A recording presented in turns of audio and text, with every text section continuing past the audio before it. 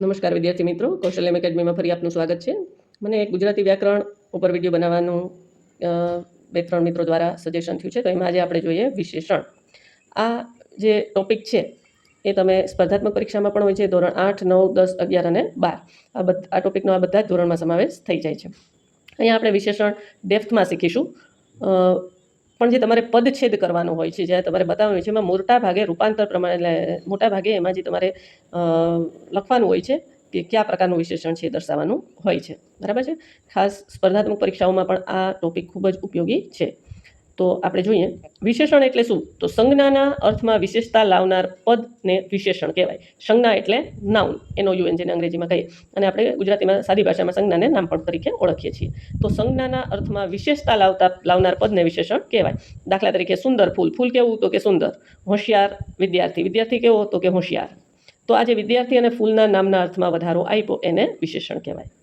બરાબર. હવે વિશેષણ છે એ શેના માટે હોય? તો વિશેષ્ય માટે. દાખલા તરીકે સુંદર ફૂલ છે, તો ફૂલ છે એ વિશેષ્ય છે અને સુંદર છે એ વિશેષતા છે. ફૂલની વિશેષતા બતાવવામાં આવે છે, તો ફૂલ એ શું છે? વિશેષ્ય છે. તો વિશેષણના મુખ્ય 3 પ્રકાર આપણે જોઈએ. તો એમાં છે રૂપાંતર પ્રમાણે, બીજું છે સ્થાન પ્રમાણે, બરાબર. તો પહેલું અને ત્રીજું છે. પહેલાં આપણે આ 2 ટોપિક જોઈએ, કદાચ વિડીયો થોડોક લાંબો થઈ શકે.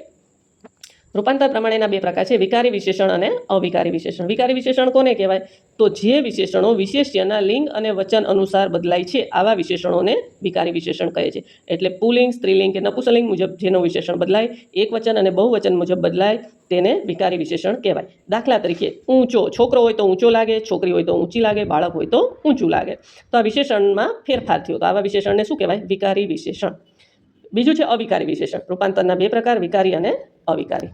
તો અવિકારી વિશેષણ કોને કહેવાય? તો જે વિશેષણો વિશેષ્યના લિંગ અને વચન અનુસાર બદલાતા નથી, એક જ રૂપે વપરાય, આવા વિશેષણોને અવિકારી વિશેષણ કહેવાય. દાખલા તરીકે હોશિયાર છોકરો, હોશિયાર છોકરી કે હોશિયાર બાળક. બહુવચનમાં પણ હોશિયાર સમાજ. બરાબર. એવી જ રીતે સુંદર છોકરો, સુંદર છોકરી, સુંદર બાળક, સુંદર વિદ્યાર્થીઓ, હોશિયાર વિદ્યાર્થીઓ. તો હોશિયાર શબ્દ છે એમ નામ જ રહે છે, એમાં કાંઈ ફેરફાર થતો નથી, તો એને વિકારી વિશેષણ કહેવાય. બીજું છે સ્થાન પ્રમાણે. સ્થાન પ્રમાણે એટલે કોનું સ્થાન? તો વિશેષ્યનું. બરાબર છે. વિશેષ્યના સ્થાન પ્રમાણે વિશેષ્યની આગળ લાગે છે કે પાછળ, એ મુજબ જે પ્રકાર પડે એને સ્થાન પ્રમાણે ફેરફાર વિશેષણ કહેવાય. તો સ્થાન પ્રમાણેમાં પહેલું છે પૂર્વ અથવા અનુવાદ્ય વિશેષણ. તો વિશેષ્યની પૂર્વે આવતું વિશેષણ એને પૂર્વ કે અનુવાદ્ય વિશેષણ કહેવાય. દાખલા તરીકે આ સુંદર પોશાક છે, તો પોશાક છે વિશેષ્ય છે, વિશેષ્યની આગળ લાગ્યું સુંદર, એટલે સુંદર છે એ પૂર્વ અથવા અનુવાદ્ય વિશેષણ કહેવાય. ઉત્તર અથવા વિધેય વિશેષણ એટલે તો કે વિશેષ્યની પછી લાગે, વિશેષ્યની પછી વિધેયના અંશ તરીકે આવતું વિશેષણ ને ઉત્તર કે વિધેય વિશેષણ કહેવાય. દાખલા તરીકે આ પોશાક સુંદર છે, તો એ વિશેષણ છે એ વિશેષ્યની પછી લાગેલું છે, માટે એને ઉત્તર અથવા વિધેય વિશેષણ કહેવાય. ત્રીજો પ્રકાર છે અર્થ પ્રમાણે. એમાં પહેલું છે ગુણવાચક વિશેષણ. તો જે વિશેષ્યના ગુણની વિશેષણ તરીકે આપે, એનું રંગ, રૂપ, કદ, સ્વાદ, આકાર વગેરે, કોઈ પણ એનો ગુણ દર્શાવે એને ગુણવાચક વિશેષણ કહેવાય. દાખલા તરીકે કાળી ગાય, પીળા ફૂલ વગેરે. પછી છે સંખ્યાવાચક. સંખ્યાવાચક એટલે કોઈ પણ સંખ્યાવાચકના આમ તો 2 પેટા પ્રકાર છે, એક નિશ્ચિત અને એક અનિશ્ચિત. તો જ્યારે નિશ્ચિત સંખ્યાવાચક હોય, એમાં સ્પેસિફિક કોઈ પણ સંખ્યા દર્શાવી હોય, તો એને સંખ્યાવાચક વિશેષણ કહેવાય. ફોર એક્ઝામ્પલ 5 છોકરીઓ નૃત્ય કરે છે, તો એ સંખ્યાવાચક વિશેષણ કહેવાય, નિશ્ચિત સંખ્યાવાચક વિશેષણ કહેવાય. પછી ત્રીજો પ્રકાર છે, આ કોઈ ક્રમ નથી, તમે ક્રમ બધો આગળ પાછળ લખી શકો એમ છો, સમજી શકો એમ છો. પછી છે પ્રમાણવાચક, પરિમાણવાચક અથવા જથ્થાવાચક. આ ત્રણેય એકબીજાના અથવામાં વપરાય છે. તમને જે શબ્દ ગમતો હોય, યાદ રહેતો હોય, તમે રાખી શકો છો. આ વિશેષણ છે વિશેષ્યનો જથ્થો કે માપ દર્શાવે છે, એટલે આમાં થોડું ઘણું, આટલું તેટલું આવું પ્રમાણ હોય છે, કોઈ ફિક્સ માપ નથી હોતું. બરાબર છે. આને આપણે અનિશ્ચિત સંખ્યા માપક વિશેષણ તરીકે પણ લઈ શકીએ. બરાબર છે. નિશ્ચિત હોય તો સંખ્યાવાચક વિશેષણ ગણાય, પણ ખાલી જથ્થો દર્શાવેલું હોય તો એને અનિશ્ચિત સંખ્યાવાચક વિશેષણ તરીકે પણ લઈ શકીએ. દાખલા તરીકે પહેલવાનને ઘણો ખોરાક જોઈએ છે. ઘણો એટલે કેટલો? તો એનું કોઈ સ્પેસિફિક માપ નથી.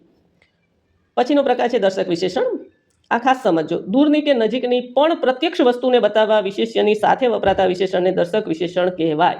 ખાસ સમજો, પ્રત્યક્ષ વસ્તુ, જે વસ્તુ પરોક્ષ છે એના માટે આ નથી, પણ પ્રત્યક્ષ વસ્તુને દર્શાવવા માટે જે વપરાય એને દર્શક વિશેષણ કહેવાય. દાખલા તરીકે તે નેતાને સૌ ચાહે છે, તો તે છે એટલે એ નેતા છે એવું દર્શાવે છે, તે નેતાને સૌ ચાહે છે. બરાબર છે. પ્રત્યક્ષ જે દર્શાવે એને દર્શક વિશેષણ કહેવાય. પછી છે પ્રશ્નવાચક વિશેષણ. પ્રશ્ન પૂછવા માટે કોઈ વિશેષ્યની સાથે વપરાય તો એને પ્રશ્નવાચક વિશેષણ કહેવાય. દાખલા તરીકે બધીમાં કઈ નદી સૌથી લાંબી છે? બરાબર છે. તો કઈ એ શું થયું? પ્રશ્નવાચક વિશેષણ. પછી છે ક્રિયાવાચક કે કૃદંત વિશેષણ. ક્યારેક એને ક્રિયાવાચક પણ કહેવાય છે, કૃદંત વિશેષણ કહેવાય છે. જે ધાતુ પરથી બનાવવામાં આવે તે વિશેષણને કૃદંત વિશેષણ કહેવાય છે. દાખલા તરીકે ઉગતો સૂર્ય, રમતું બાળક, રડતું બાળક, આ બધા છે. બરાબર. પછી છે સાર્વનામિક વિશેષણ. વિશેષણ તરીકે વપરાતા સર્વનામ કે સર્વનામજન્ય વિશેષણ સાર્વનામિક વિશેષણ તરીકે વપરાય છે. એમાં દર્શકવાચક વિશેષણ, ખાસ પ્રશ્નવાચક વિશેષણ, આ બધા જ. એમાં અનિશ્ચિત સંખ્યાવાચક છે એ પણ આમાં જ વપરાય. સાર્વનામિક વિશેષણમાં ખાસ, આટલું, તેટલું, જેટલું, આ બધા જ છે સાર્વનામિક વિશેષણમાં સમાવેશ થાય છે. તો વિશેષણનું આ વિડીયો તમને કેવો લાગ્યો, સમજણ પડી, કાંઈ પ્રોબ્લેમ થયો, કંઈ સમજાય છે, ન સમજાતું એ કોમેન્ટ ખાસ કરજો. અને બીજા કંઈ પણ પ્રશ્ન હોય તો તમે સજેસ્ટ કરી શકો છો. આમાં પણ તમને ન સમજાણું હોય તો તમે કોમેન્ટ કરી શકો છો. ખાસ ચેનલને સબસ્ક્રાઈબ કરજો, વિડીયોને લાઇક કરજો, હાઇપ કરજો. અને આ સ્પર્ધાત્મક પરીક્ષા તૈયારી કરતા વિદ્યાર્થીઓ સાથે પણ તમે શેર કરી શકો છો. આ ધોરણ 8 થી 12 સુધીમાં આ પ્રકારના વિશેષણો પૂછાય છે. આ વિડીયોમાં અહીં સુધી રાખીએ.